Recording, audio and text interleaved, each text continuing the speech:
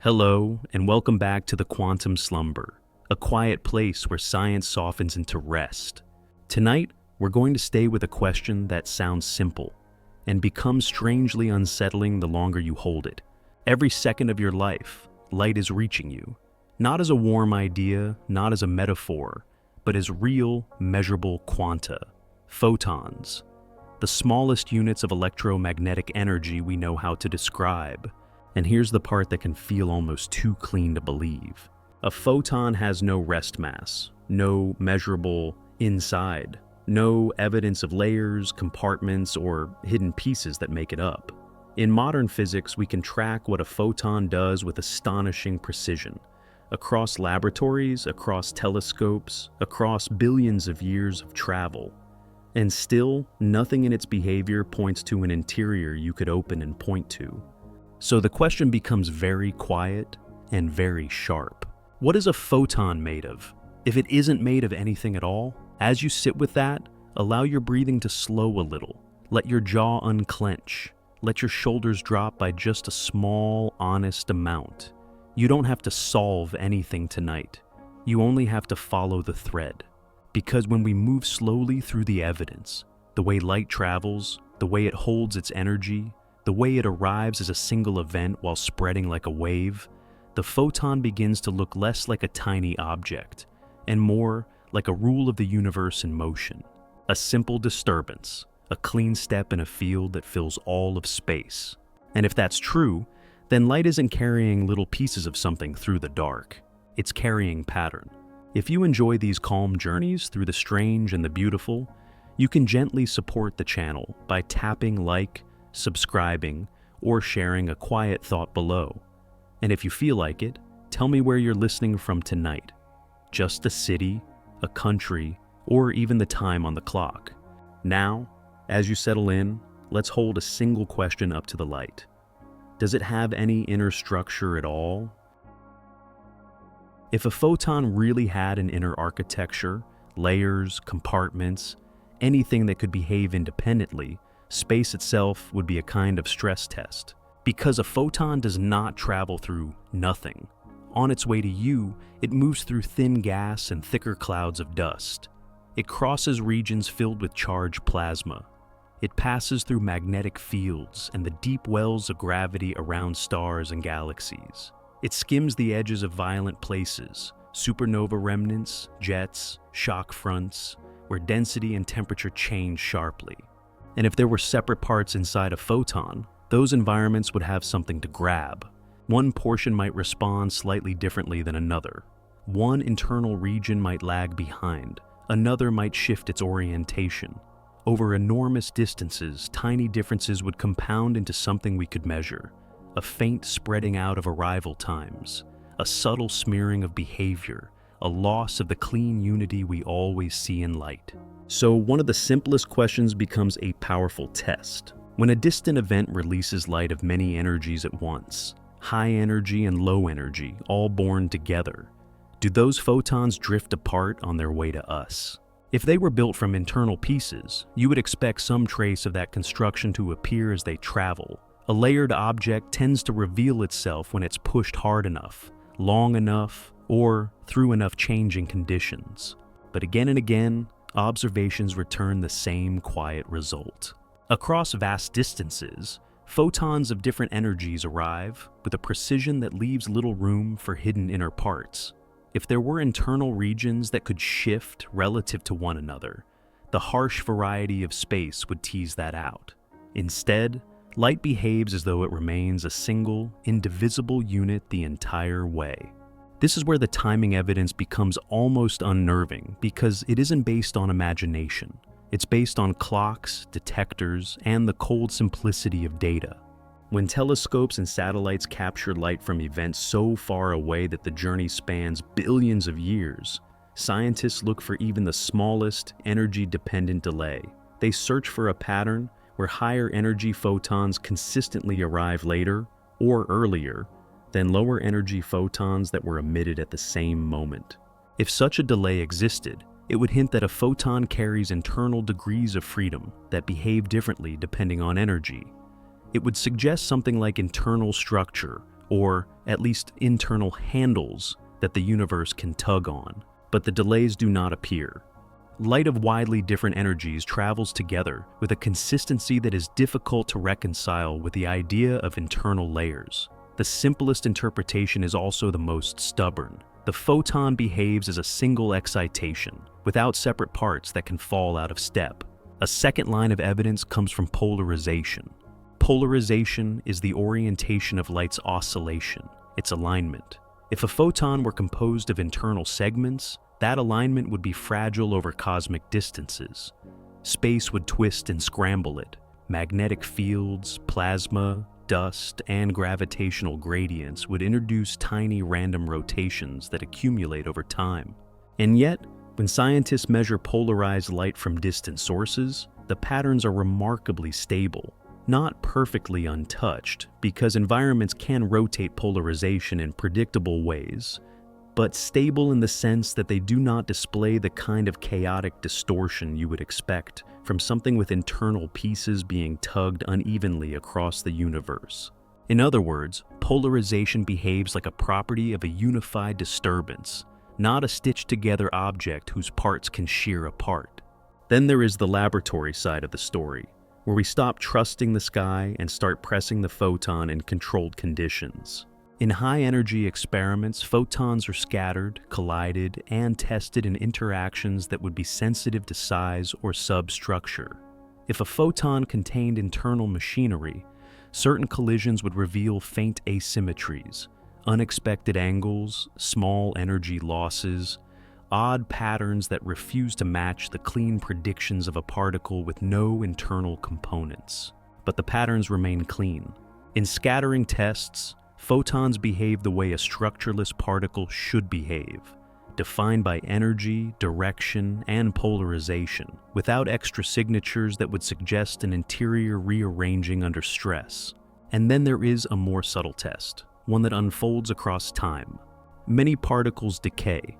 A decay is, in a sense, a confession that there are internal states available, channels through which the particle can transform into something else.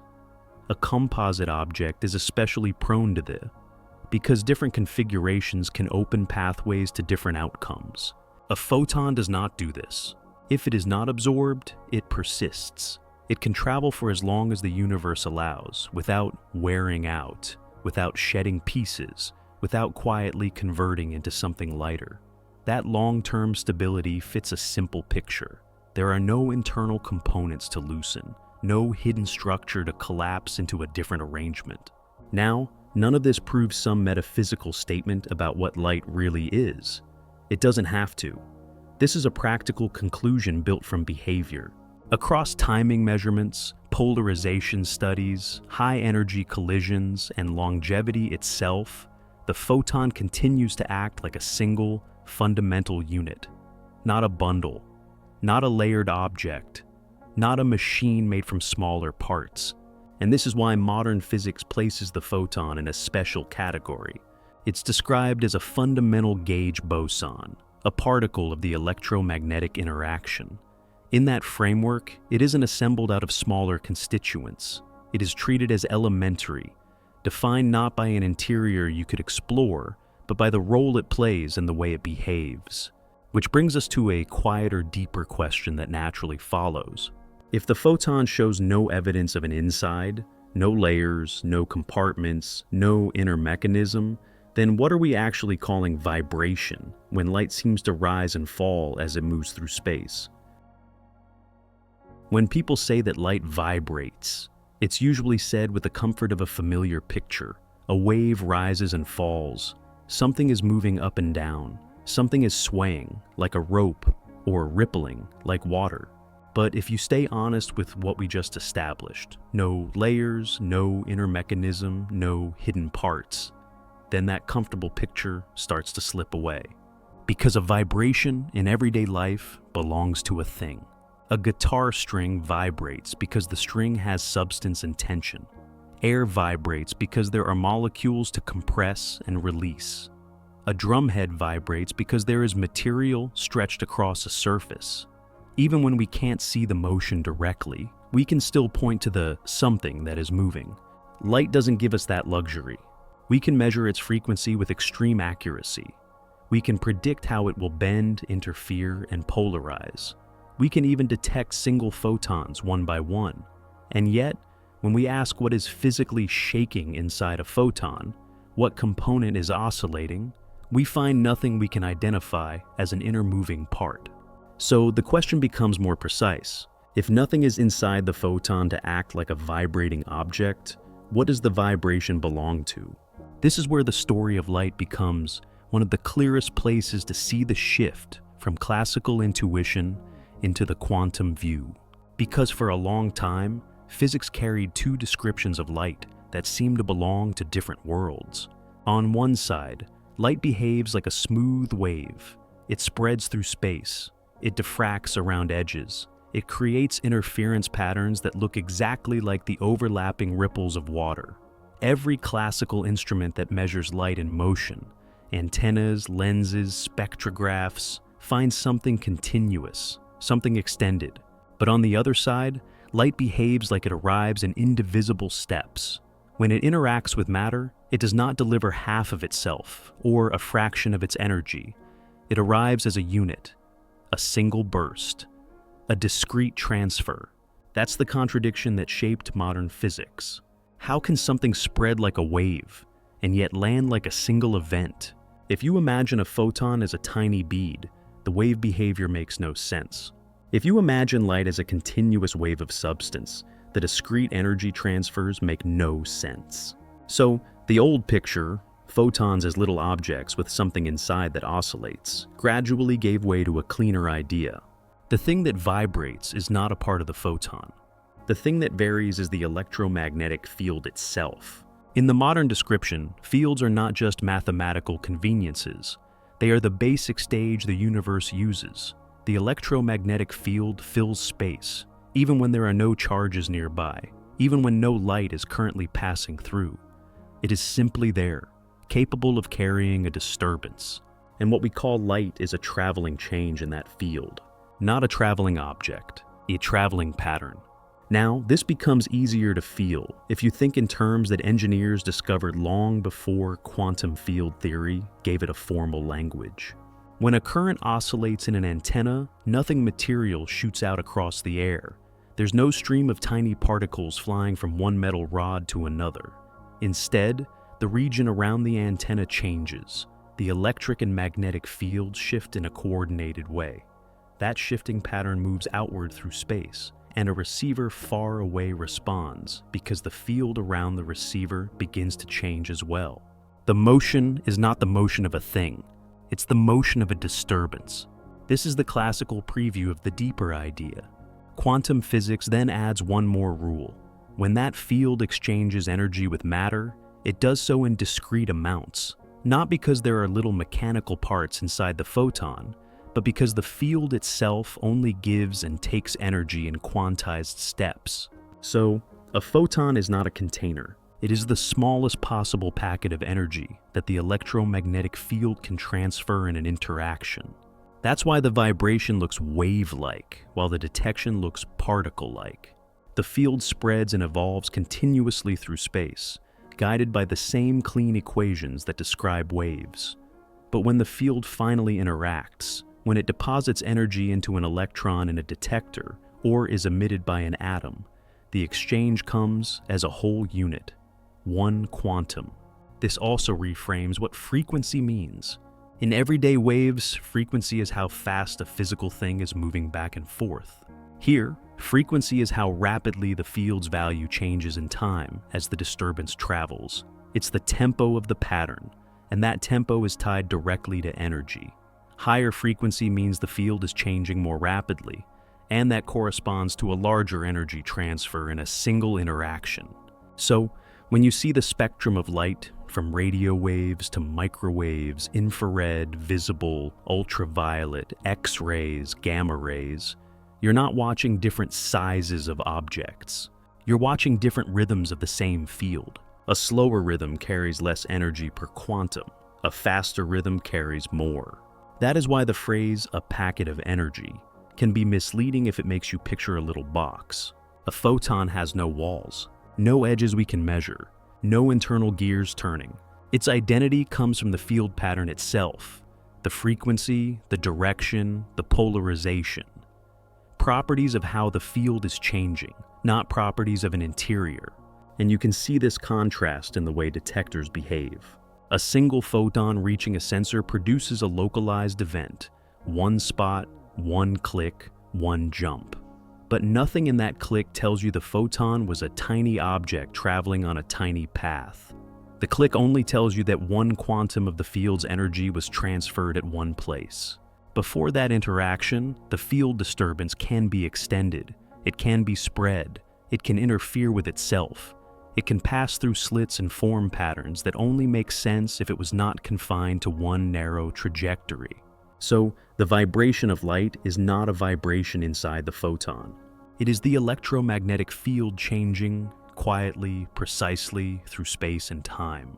And once you begin to see the photon this way, a few words that once sounded like everyday metaphors start to become literal physics. Light is an excitation. A photon is a quantum. A wave is a field pattern. And what moves is not a thing you could open, but a disturbance that space itself can carry. With that picture in mind, one of the strangest labels we attach to photons starts to feel less like poetry and more like a strict physical statement. We say a photon has spin, but what could spin possibly mean for something with no body to rotate? The word spin can feel almost misleading when you first hear it applied to light. It brings to mind a solid object turning in place, a top, a planet, a little sphere rotating around an axis. That picture is useful in daily life, but it becomes a quiet trap in the quantum world, because a photon gives you nothing to imagine spinning. No surface, no edge, no internal structure, no mass that can sit still long enough to rotate. And yet, again and again, experiments insist on the same conclusion. Light carries angular momentum. Something about a photon behaves as if it has a built-in twist. So, the question isn't whether spin is real. The question is what spin means when there is no physical body to turn. The clearest doorway into this is polarization, because polarization is the most tangible shape we can talk about in light without pretending the photon is a little object. In everyday language, polarization is the orientation of the electromagnetic disturbance. It's the way the field oscillation is lined up as it travels. Sometimes the oscillation stays aligned in a fixed direction. Sometimes it rotates as the photon moves forward, tracing a kind of corkscrew pattern through space.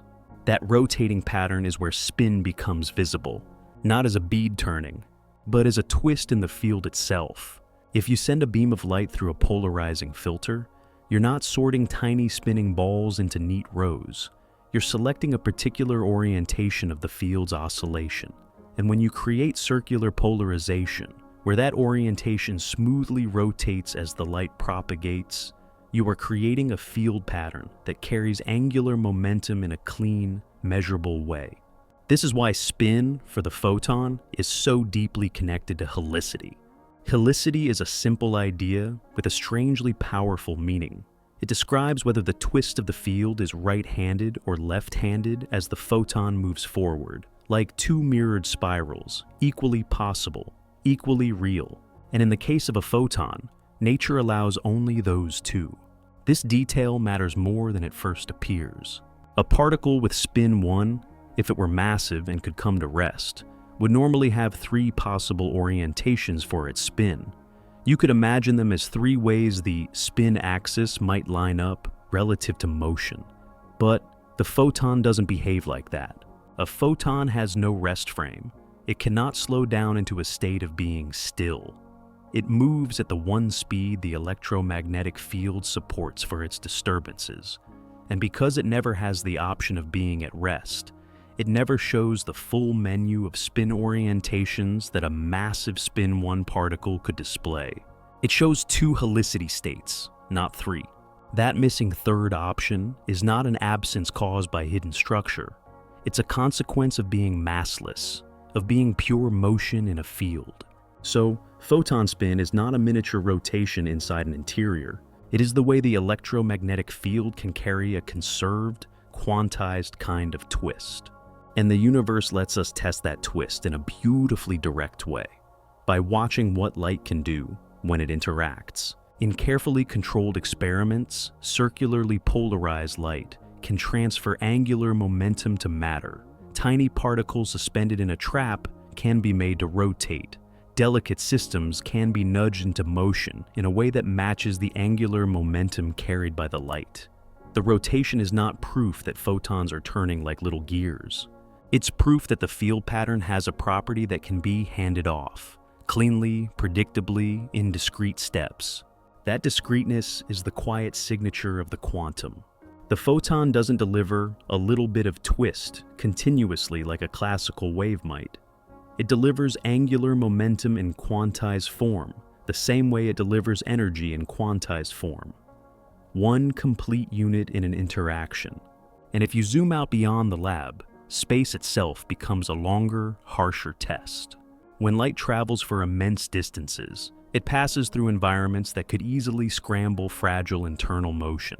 Dust, gas, plasma, gravitational curvature. These are not gentle places for a complicated object. Yet polarization patterns can remain coherent across astonishing spans of space. When astronomers measure the polarization of light from distant sources, the results frequently show structure that is stable enough to interpret. Not perfect in every detail, not unchanged by every medium, but stable in a way that suggests the photon's spin signature is not a delicate internal mechanism that can be rattled loose. It behaves more like a fundamental property, the field's twist traveling intact, because there is no inner machinery to deform. This is also why it helps to stop thinking of spin as a motion and start thinking of it as a rule. In quantum field theory, particles are excitations of fields, and certain properties are built into the allowed shapes those excitations can take. Spin is one of those built-in properties. It's not something the particle chooses to do. It's something the excitation is allowed to be. For a photon, the allowed shapes include two helicities, two ways the field can twist as it moves. That twist can be measured through polarization, and it can be transferred to matter as angular momentum. But none of it requires an interior.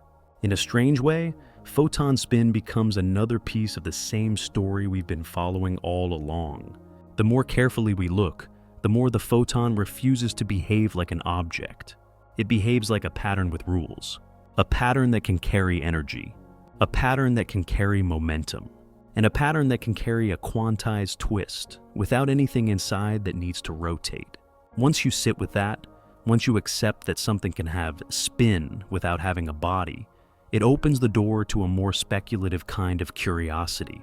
If the photon is this pure and structureless, some people have wondered whether other particles might be built not from pieces, but from constrained patterns, as if a simple disturbance could, under extreme conditions, be forced into a closed form. There's a certain kind of idea that appears in physics again and again, especially when a concept becomes almost too simple. When something refuses to show an interior, when it behaves as a clean, indivisible unit, the mind starts to wonder whether that simplicity might be doing more work than we realize. And so, over the years, a handful of researchers have played with a speculative possibility, not as settled science, not as the standard explanation, but as a kind of curiosity that helps highlight what we already know. The thought goes like this. If a photon is not a tiny object with parts, if it's a pure excitation of the electromagnetic field, then under extreme conditions, could that excitation ever be forced into a confined path? Not traveling freely in a straight line through space, but bending so sharply that it closes back on itself. A loop. In that picture, the photon wouldn't be made into something else by rearranging internal pieces, because there are no pieces to rearrange. The only thing available to change would be the geometry of the field pattern itself. Some versions of this idea have been associated with attempts to imagine the electron as a trapped, circulating pattern of light.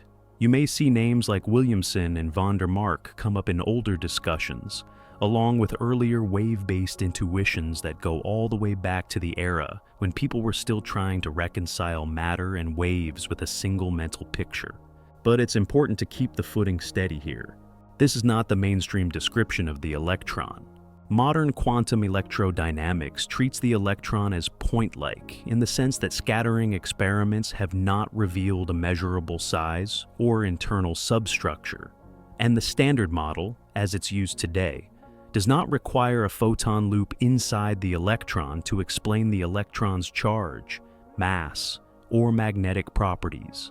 The theory works extremely well without it, and experiments have not shown the signatures that such an internal, circulating structure would be expected to leave. So, why bring the idea up at all? Because it acts like a mirror held up to the photon. It forces the same conclusion from a different angle. If you imagine a photon being reshaped into something confined, you're not imagining a machine being folded. You're imagining a field pattern being constrained. That difference matters. A lot of older intuitions about particles rely on the idea of ingredients, little components assembled into a whole, but the photon keeps refusing that language. In every environment we've used to test it, quiet laboratory beams, high-energy collisions, ancient starlight, gamma rays that have crossed billions of years, light behaves as if it has no layers that can slip, no compartments that can deform, no hidden inner states that can be bumped into new configurations. If a photon had internal structure, an extreme journey through space would be the perfect place for that structure to show itself. Different parts might respond differently to gravitational gradients, magnetic fields, or interactions with plasma. Tiny differences would accumulate, timing would smear, polarization would drift unpredictably. Energy might leak into internal degrees of freedom the way it does in objects that can be excited or heated. But what we actually see is the opposite. The photon behaves like a single, simple excitation, remarkably stable as it travels. And that stability is precisely what makes the loop idea feel both tempting and difficult. Tempting because it's elegant. One field pattern reshaped into a closed form, producing something that behaves like matter. Difficult, because nature has not given us the evidence that would make it more than a story. Still, even as a story, it carries a quiet lesson. It moves our attention away from what's inside and toward what shape can a field take. In quantum field theory, particles are not little beads. They're quantized excitations of fields that fill space. Different particles correspond to different fields, and the behavior we call particle-like is often the behavior of a field in a stable quantized configuration. From that viewpoint, an electron and a photon are not siblings in a family of tiny objects. They are different expressions of different fields with different rules. And yet, the loop idea lingers as a kind of imaginative pressure test. If someone insists on relating them, it can only be done by changing patterns, not by unpacking parts. So, the value isn't that it replaces modern physics. The value is that it keeps pointing back to the same calm fact we've been circling. The photon is astonishingly unbuilt. It doesn't seem to be made from smaller things. It doesn't seem to carry a hidden interior that can be shaken loose. It behaves like a pure unit of field motion, clean enough that the only thing you can reasonably imagine changing is the form the field takes, not any internal machinery.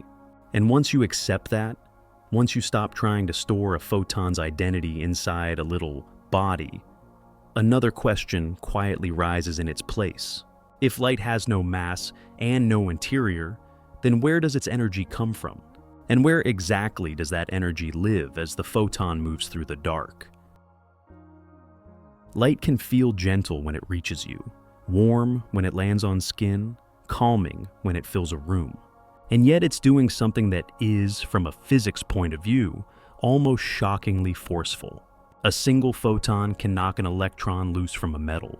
A stream of photons can heat a surface, strip atoms, drive chemistry, and shape the thin plasma of stars. Light can push on matter. It can change what molecules do. It can leave a real, measurable mark. So it's natural to ask a question that sounds like it should have a simple, satisfying answer. If a photon has no rest mass, Where does its energy come from? And where does that energy live while the photon is in flight, especially if there's no interior to store it in? The place we tend to reach first is the everyday idea of energy as something held inside an object. A battery holds energy. A spring holds energy. A moving baseball has energy because it has mass and speed.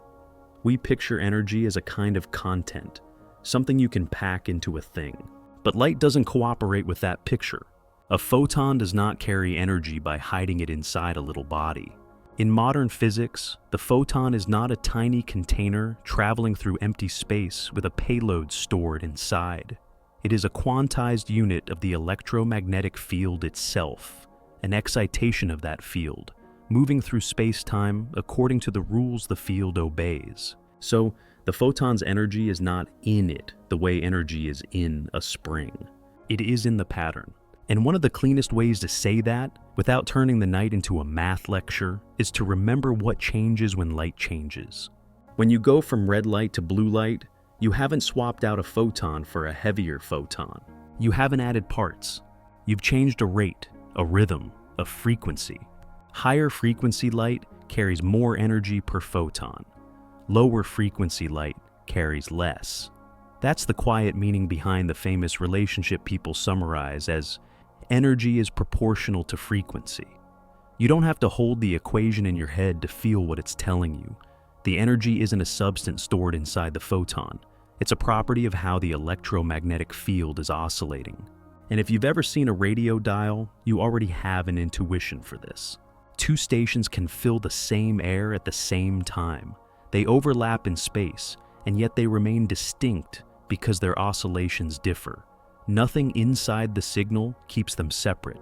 The separation is in the pattern. Light works that way too, just at frequencies far beyond anything your ears could follow. So, when the photon's energy changes, what changes is not its stuff. What changes is the character of the field excitation, its frequency, and the way that frequency shows up when the photon interacts with matter. This is where a famous old experiment becomes almost like a quiet anchor in the story. The photoelectric effect. If light were a smooth, continuous substance, something like a gentle drizzle of energy, then shining a dim light long enough should eventually kick electrons out of a metal surface. Energy would accumulate slowly, the way a cup fills, but that is not what happens. Below a certain frequency, no matter how bright you make the light, electrons simply refuse to leave. And above that frequency, even a faint beam can eject electrons almost immediately. That behavior is not what you'd expect if energy were arriving as a continuous flow you could store and build up little by little. It's what you'd expect if energy arrives in discrete packets, each packet carrying a specific amount tied to the light's frequency. That packet is the photon, and the photoelectric effect doesn't just tell us that photons carry energy. It tells us something even stranger and more relevant to your question. The energy arrives as a whole, in the moment of interaction, not as a gradual filling of an interior, which brings us back to where does it live? In a sense, it doesn't live anywhere the way we want it to. Not in a cavity, not in a shell, not in a hidden core. It lives as a property of the electromagnetic field excitation, spread out as the photon travels, and then delivered in a single event when the photon is absorbed. That spread out, then delivered feeling is what makes the photon so mentally slippery. We want energy to be located. We want to point to it. But in the quantum description, before interaction, we don't talk about the photon as a tiny bead with a little tank of energy inside it. We talk about a field excitation with a probability to interact here or there. And when the interaction happens, when the photon is absorbed, the energy is transferred in one clean step, and the photon is gone because the excitation has been taken up by matter. So, why does light always move at the same speed in vacuum? This too becomes clearer once you stop imagining the photon as a small object with an engine. In classical electromagnetism, the speed of electromagnetic waves comes from the properties of space itself, encoded in the constants that describe how electric and magnetic fields relate and propagate. In modern language, the electromagnetic field has a built-in rule for how disturbances in it travel through empty space. The photon isn't choosing the speed. The photon is what that traveling disturbance looks like when it comes in discrete quantum units. And this is why light can be massless and still carry energy and momentum. Because massless in this context doesn't mean ineffective. It means the photon doesn't have rest mass, the kind of mass you can associate with a particle sitting still. But a photon is never at rest. Its energy is tied to its frequency, and its momentum follows from that energy in a way that's unique to things that always move at light speed. It can push, it can transfer momentum, it can do work. Not because it's secretly heavy on the inside, but because the electromagnetic field, when excited in the right way, carries energy and momentum as it propagates. And once you let that settle, once you allow energy as pattern to replace energy as stored substance, a softer, stranger question begins to open. If the photon's energy isn't hidden inside it, if it's not carried like cargo, then the next thing we reach for, almost automatically, is the idea of shape. Not the shape of an object, but the extent of an excitation. How big is a photon, really? Or is size the wrong kind of question to ask of something that may have no edges at all? It's tempting to picture a photon as a tiny bead, a speck of light with a clean boundary, a little surface, a definite diameter you could, in principle, measure if your instruments were sharp enough. But the moment you ask, how big is it? The question starts to behave strangely, because almost everything we call size in everyday life comes from edges, from surfaces, from something that stays put long enough to be outlined. And a photon doesn't offer you that kind of stillness. When light is detected by your eye, by a camera sensor, by a photomultiplier tube, by a slab of metal in a lab, it doesn't arrive as a fuzzy disk with a measurable width. It arrives as an event, a single interaction, a single deposit of energy, a single click. The detector can tell you where that interaction happened, and when it happened, and how much energy was transferred. But it doesn't hand you a photon-shaped silhouette. It doesn't say, here is the photon's edge. It gives you a point-like moment where the photon was absorbed, and then the photon is no longer there to be measured. So when people say, a photon has no measurable size, they aren't being poetic. They're describing a practical, stubborn fact about measurement. We don't have an experiment that reveals a fixed radius the way we can talk about the size of a dust grain or the width of a hair.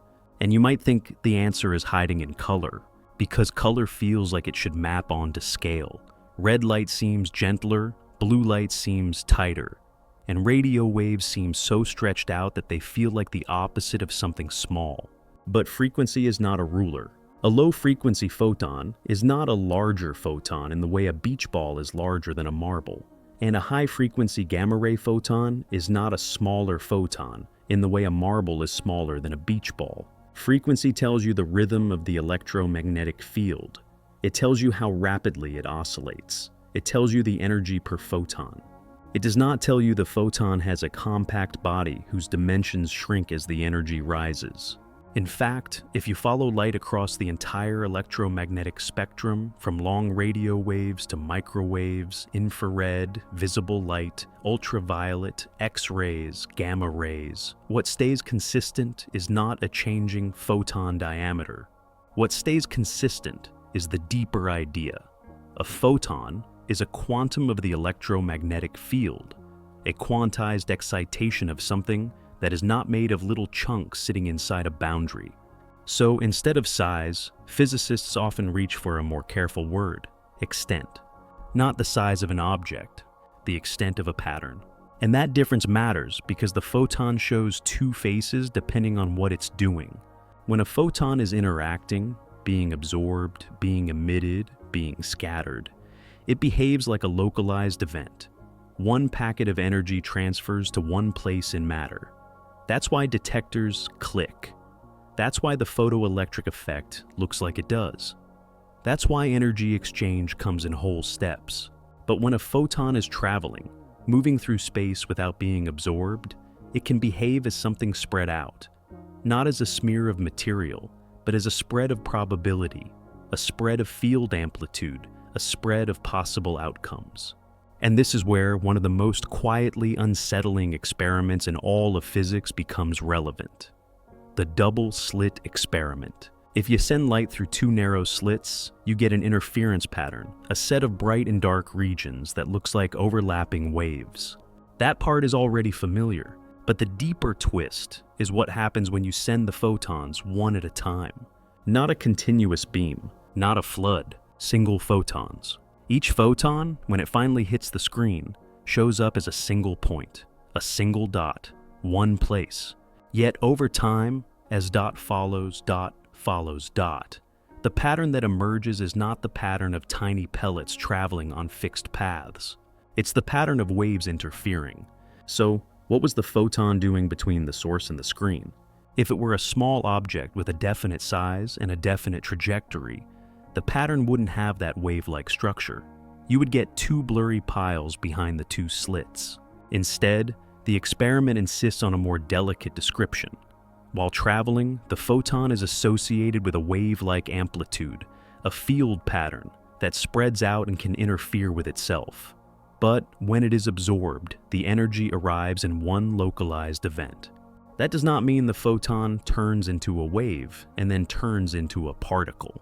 It means the photon is not the kind of thing that fits into the old categories without strain. So if you ask, how wide is a photon? You're asking for an edge. And the photon doesn't naturally provide one. In many situations, you can shape the extent of light, using optics, cavities, fibers, apertures. You can prepare a photon in a wave packet with a certain spread in space and time. You can make light tightly focused or broadly distributed. But notice what's happening there. You are shaping the electromagnetic field and the way the photon is prepared, not uncovering a built-in permanent radius that belongs to the photon, the way a built-in radius belongs to a hard sphere. A photon can be prepared so that its probability of being detected is concentrated in a small region, or prepared so that its probability is spread out over a larger region. That's extent, not size. And once you start thinking in terms of extent, another everyday confusion softens. People sometimes imagine that because a radio wave can be kilometers long, a radio photon must be an enormous object stretching across the sky. But that's mixing up the wavelength of the field with the size of a little bead. A radio photon is still one quantum of the electromagnetic field. Its energy is small because its frequency is low. Its wavelength is long because that's the field's rhythm. But the photon is not a long, rigid rod occupying space in the way a physical object would. What you can say, without forcing the idea too hard, is that the field pattern associated with the photon can have long-range coherence, long-range structure, long-range periodicity.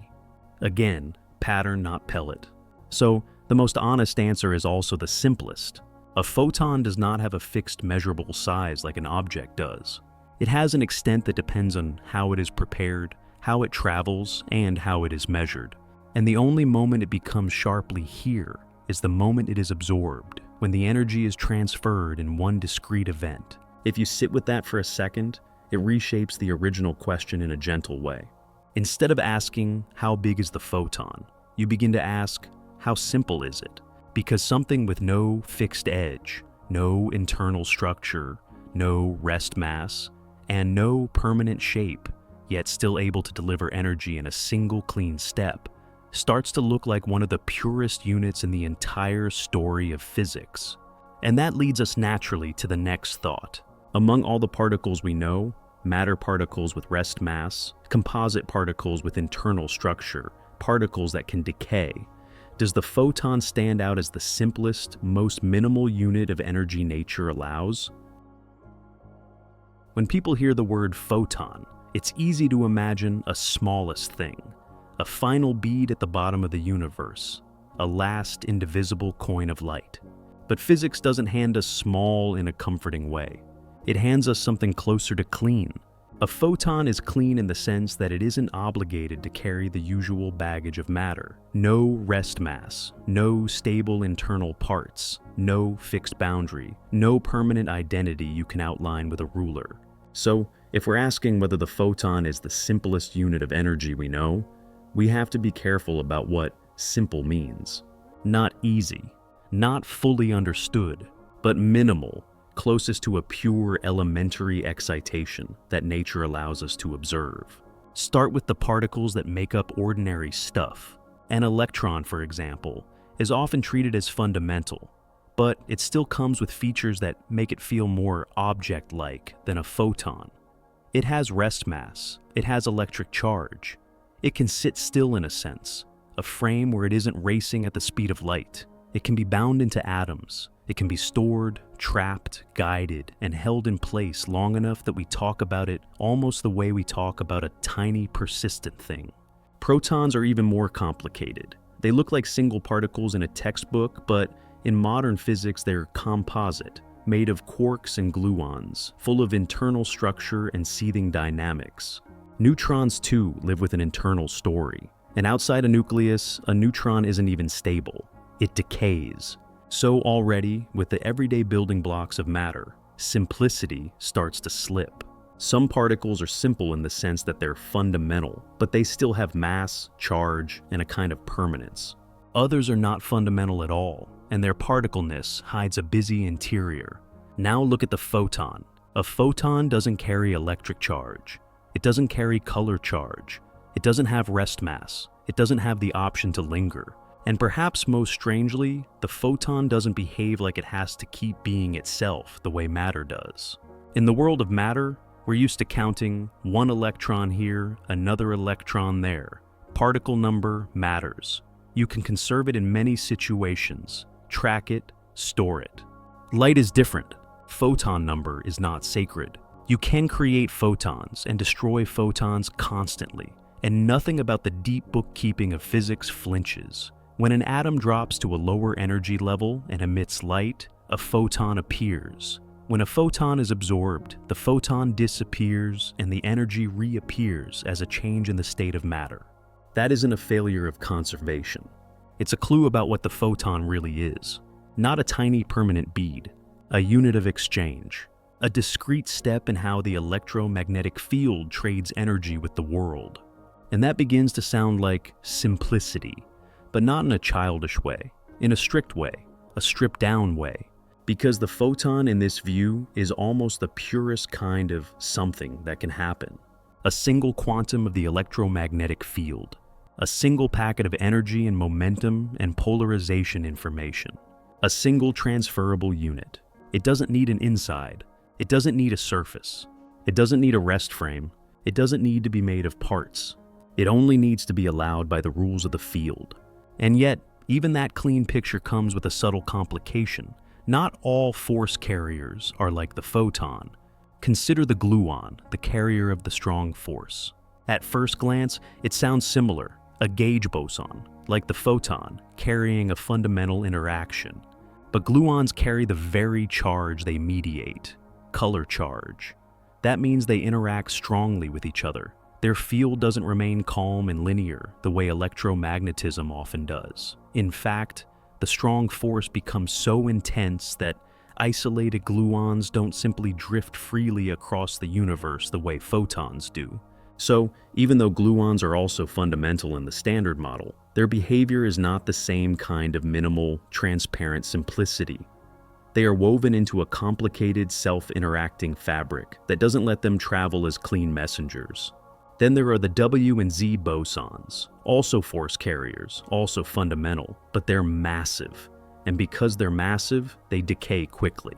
They don't survive long enough to cross the room, let alone cross the cosmos. The photon, again, is different. It's massless. And masslessness does something profound. It removes an entire category of internal clocks from the particle's story. Massive particles can have a rest frame. They can have lifetimes tied to processes that unfold with time in that rest frame. They can decay because the physics allows it, and because time is available in the right way for their internal bookkeeping to proceed. A photon doesn't have that kind of waiting room. It travels at sea, and in typical situations, it has no allowed decay channel. It doesn't spontaneously fall apart in empty space the way unstable particles do. It doesn't shed pieces. It doesn't leak energy because there's no inside to rattle apart. If a photon disappears, it's because it was absorbed, because it exchanged its energy with matter or with another field interaction that conserves everything properly.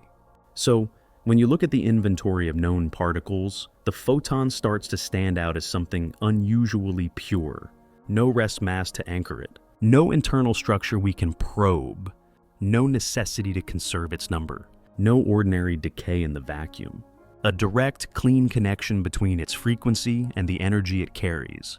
And that frequency-energy link is one of the most elegant compressions of meaning in all of physics. Because in the photon, how energetic it is not stored in a hidden engine. It is written directly into the rhythm of the field itself.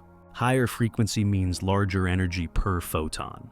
Lower frequency means smaller energy per photon. Not because the photon has more stuff inside it, but because the field excitation is stepped differently. So, if we define simplest unit of energy as the most minimal, elementary, reliably observed way energy can be carried and transferred, then the photon is a strong candidate. Not because it's the smallest object, but because it's the simplest event, a single quantum step. And there's a quiet reason this matters beyond tidy definitions. Because in a universe filled with complexity, composite particles, unstable particles, self-interacting fields, and layered structures, photons are the messengers that keep their shape. They carry energy from stars to eyes, from the first hot moments of the cosmos to modern detectors, from distant galaxies to the sensors of telescopes, and they do it without bringing along a complicated interior story that could fray along the way. That's why light can be ancient and still be precise. That's why photons are such clean probes of reality. And it's why, when you ask what the simplest unit is, the photon keeps returning to the center of the conversation, not as a tiny bead, but as the most minimal, faithful packet of change we know how to isolate. And once you recognize the photon as that, something that can be created and absorbed, that can travel without decaying, that can deliver energy in a single discrete event, the next thought follows almost by itself. If the photon is this simple, then the universe has been running an enormous ongoing experiment with it, testing that simplicity across distance, time, gravity, and extreme energy, and watching it hold. There's a comforting idea we all carry around without noticing, that the universe is too big, too chaotic, too old for delicate things to survive unchanged. Dust drifts, gas swirls, gravity tugs, magnetic fields twist, time stretches everything thin, and yet light keeps arriving, not just as a vague glow, but as something with a memory, a frequency, a polarization, a direction, a timestamp, a message that has crossed regions we can barely name, passed through environments that should have jostled it, and still behaves as if it has no fragile interior to bruise. If photons were made of smaller moving parts, little pieces that could slip, lag, or scramble, then the long journey through space would be the harshest test imaginable. Different layers would react differently to plasma, or dust, or gravitational tides, or magnetic fields. Over enormous distances, even tiny differences would add up into a visible smear. But what we see again and again is surprisingly clean. Consider the most violent flashes the universe produces, brief, distant outbursts that send a storm of photons across billions of light years. Some of those photons are low energy, some are extremely high energy. If the vacuum of space, or the photon itself, introduced even a slight energy-dependent drift in how light travels, then the burst would arrive stretched out in a very specific way. The high-energy photons would systematically peel away from the low-energy ones, arriving too early or too late in a pattern that grows with distance. Observers have looked for exactly that kind of splitting. They don't see the simple, consistent separation you'd expect from a layered or composite light particle slowly coming apart in flight. Instead, what comes through is that the timing stays tight enough to place strict limits on any such effect. The universe, by being huge, turns into a precision instrument. Distance becomes an amplifier for tiny errors, and light keeps passing those tests. Now think about polarization, the orientation, the handedness, the subtle geometry of the electromagnetic wave. polarization is delicate in the way a compass needle is delicate. It can be rotated by magnetic fields as light passes through plasma. It can be scattered or depolarized by dust. If a photon had internal pieces that could get out of sync, if it were a bundle of subphotonic parts, then polarization would be one of the first places you'd expect that internal complexity to show itself. The parts would scramble, and the clean coherence would wash out. But across vast cosmic distances, we still detect structured polarization in many kinds of light. Not perfectly preserved in every case, space is messy, but preserved enough, often enough, to tell us something important. Whatever a photon is, it behaves like a unified excitation, not like a composite object trying to hold itself together. And then there's the sheer age of the light we can measure. Some photons we observe left their sources before Earth existed, before the sun had fully settled into its long middle age. They crossed intergalactic space, thin, cold, and threaded with gravitational structure, and arrived with their identity intact. Frequency information we can decode into chemistry, motion, distance. When we point a telescope at a faraway galaxy and spread its light into a spectrum, we aren't just seeing brightness. We're seeing an ordered pattern, lines, gaps, shapes, that survives a journey so long it almost becomes abstract. If photons had an internal clock ticking toward decay, if they carried a hidden instability, then the oldest light should look wrong. It should fade in a particular way. Its spectrum should distort. The balance between different energies would drift. But one of the most haunting examples is the cosmic microwave background, a bath of ancient photons filling the universe from every direction. They have been traveling for almost the entire history of the cosmos, and they're still here. They are not pristine in the sense of untouched. The universe has expanded, stretching their wavelengths. But that change is orderly and understood. It's not the signature of a photon falling apart. It's the signature of space-time itself, changing scale. And that distinction matters, because it suggests the photon is not a little machine that wears down. It is more like a rule being carried forward, an allowed pattern of the electromagnetic field that can persist as long as nothing absorbs it. Even gravity, which bends the paths of light, treats photons in a way that feels strangely respectful. Massive objects curve space-time, and light follows those curves. We see it as gravitational lensing, arcs, rings, duplicated images of distant galaxies. On a naive picture, you might expect a composite object to be tugged unevenly, stretched, twisted, distorted internally as it passes through changing gravitational fields. But gravitational lensing doesn't reveal that kind of internal strain. Light changes direction because the geometry of space-time changes. The photon doesn't need to be pulled apart for its path to curve. It's guided by the structure of the space it's moving through, not by some internal scaffolding being yanked. And the tests don't only happen in deep space. In laboratories, we do something quieter, but equally telling. We scatter photons, absorb them, emit them, and measure them with absurd precision. We look for deviations, odd behaviors that would hint at substructure. We collide light with matter in controlled ways and find that the photon behaves exactly like an elementary gauge particle should. It couples as expected, transfers energy as expected, carries momentum and angular momentum as expected. When we push the measurements hard, we don't uncover a hidden interior, we refine the same picture. So, the universe and the lab agree on something simple. Light travels far because it doesn't have a complex inside to unravel. It can be bent, scattered, absorbed, and re-emitted, but when it's left alone, it remains itself with a kind of spare consistency.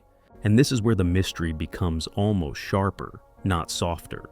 Because the more the photon behaves like a pure excitation, a clean unit of the electromagnetic field, the harder it is to keep thinking of it as a tiny object drifting through space. It starts to feel like something in between an event and a message. A packet you can count, a wave you can spread, a pattern that moves. And if photons can cross the entire universe without revealing inner seams, it raises a gentle question that refuses to go away. Why do we keep catching light in two different ways, sometimes as a spread out wave and sometimes as a single, definite hit, when it seems to be one of the simplest things nature allows? For a long time, it felt like we were being asked to choose. Either light is a wave, spreading out, overlapping with itself, forming ripples and fringes, or light is a particle, arriving in a single, definite moment, delivering a precise packet of energy. And when you're trying to fall asleep, that kind of either-or can feel strangely exhausting, like a question that never lets your mind set down its weight. But modern physics doesn't really ask us to pick one mask and throw the other away. It asks us to notice something calmer. Our wave and particle are not two different substances. They're two different ways the same thing shows up, depending on what you ask it to do. When light is traveling, it behaves like a wave, not because there's a tiny object secretly sloshing around, but because what's traveling is an excitation of a field, an electromagnetic disturbance that can spread out across space. It can take multiple paths. It can overlap with itself. It can interfere. If you open a slit, the disturbance can pass through. If you open two slits, the disturbance can pass through both, at least in the sense that the probability pattern can. And that word, probability, is doing a lot of quiet work. Because in the quantum view, the wave is not a physical smear of stuff like paint across the air. It's a description of what the field is allowed to do, and where an interaction is likely to occur. It's a map of possibilities, a gentle gradient of more likely here, less likely there. And as long as nothing forces a single outcome, nothing absorbs the energy, nothing registers a definite hit, that probability pattern can stay spread out. It can remain open. It can remain wave-like. But when light interacts, when it is detected, absorbed, scattered, or triggers a chemical change, then it shows the other face. It arrives as a single event, a click, a count. A definite transfer of energy and momentum that happens at one place in one time. That's the particle side. Not a tiny marble flying through the dark, but a discrete interaction. And once you see it that way, the apparent contradiction starts to soften. Because the wave-like behavior is about propagation, how the electromagnetic field disturbance moves and spreads through space, while the particle-like behavior is about exchange. How energy is delivered and taken up by matter. The same entity can be described with both words because those words are describing different aspects of its behavior before and during interaction. This is why the classic demonstrations feel so eerie. In the double-slit experiment, if you send photons one at a time, you do not get half a photon here and half a photon there. You get single dots, little events, individual impacts, but over time, those dots don't pile up randomly. They form a pattern, an interference pattern, exactly like a wave would. So it's tempting to say something dramatic, like the photon turns into a wave while it travels, then turns back into a particle when it hits. But that story can quietly mislead you, because it suggests there are two different states of being, and the photon is switching costumes. A calmer description is this. A photon is a quantum of the electromagnetic field. The field has wave-like mathematics, because fields are extended objects in space. They can spread and overlap, and that wave-like structure tells you the probabilities for where a discrete interaction will occur. Then when an interaction happens, it happens in whole units. Not because the photon was secretly a tiny pellet, but because energy exchange between quantized systems comes in discrete steps. Light doesn't dribble its energy into an atom the way warm water might gradually heat a cup. Atoms have quantized energy levels. They respond to certain amounts. So, when a photon is absorbed, the transaction is all or nothing. A complete step. And this is also why measurement changes the story. When you try to learn which path the photon took, you have to set up an interaction that marks it. Even if it's subtle, even if it feels gentle, that marking entangles the photon with something else, an atom, a detector, a measuring device, the environment. And once the photon is no longer isolated, once it can no longer maintain a clean, coherent spread of possibilities, the interference pattern fades. Not because someone watched it with human eyes. Not because the universe is reacting to attention, but because coherence is fragile and interactions leave traces. The wave-like pattern depends on the different possibilities remaining able to overlap. The moment the world begins to keep reliable records of this happened, not that, the overlap collapses into a set of outcomes. And what remains are events, clicks, counts. In that sense, particle is the name we give to the moment the wave-like description becomes a single fact in the world, a single location where energy changes hands. So, the two faces of light are not a contradiction so much as a rhythm. Spread, then strike. Possibility, then outcome. Field-like travel, then quantized exchange. And maybe this is why photons feel so strangely satisfying to think about. They are simple enough to be counted, yet subtle enough to be everywhere at once in the language of likelihood. They don't need an interior to do this. They don't need hidden gears. They only need the rules of the electromagnetic field, and the quiet fact that nature keeps its exchanges in clean, indivisible steps. And if you let that settle, without forcing it into a single picture, then the question we began with starts to feel less like a paradox, and more like a clue, because what we call wave and what we call particle may just be two names for one thing seen from two angles. What light is while it moves through the world, and what light becomes the moment the world touches it back. When you strip away the poetry and the old arguments and the human urge to picture everything as a tiny object with edges, the modern answer becomes almost disarmingly plain. A photon is a quantum of the electromagnetic field, not a bead, not a speck of glowing matter, not a microscopic thing with a skin and an interior. It is the smallest discrete step the electromagnetic field can take when it exchanges energy with the rest of the universe. And the reason that sounds so strange is because most of the objects in your daily life are made of parts.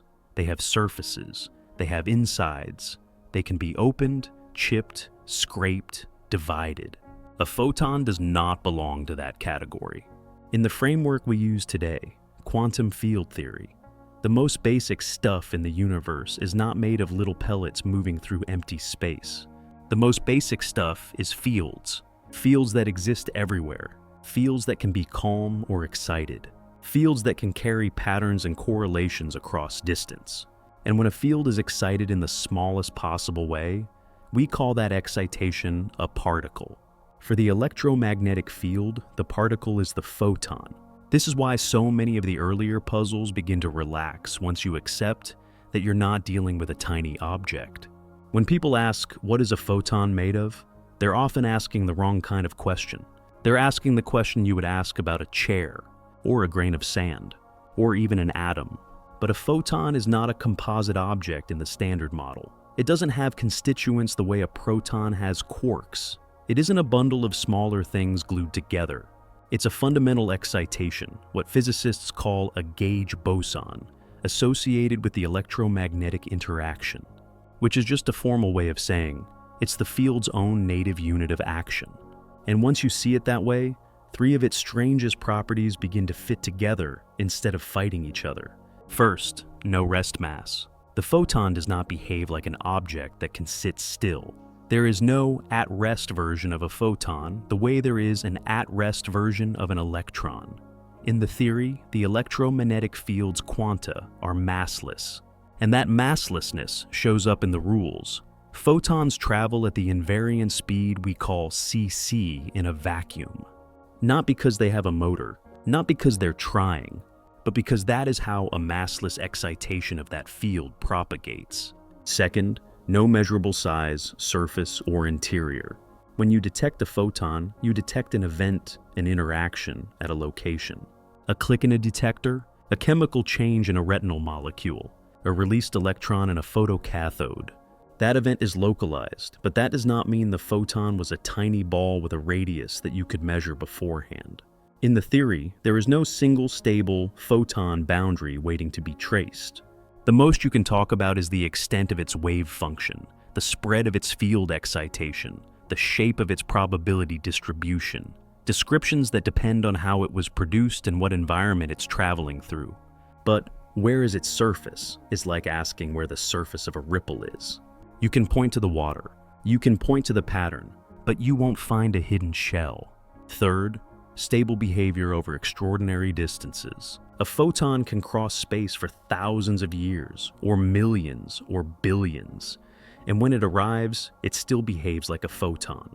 Its frequency still corresponds to the energy it carries. Its polarization can remain coherent enough to be measured.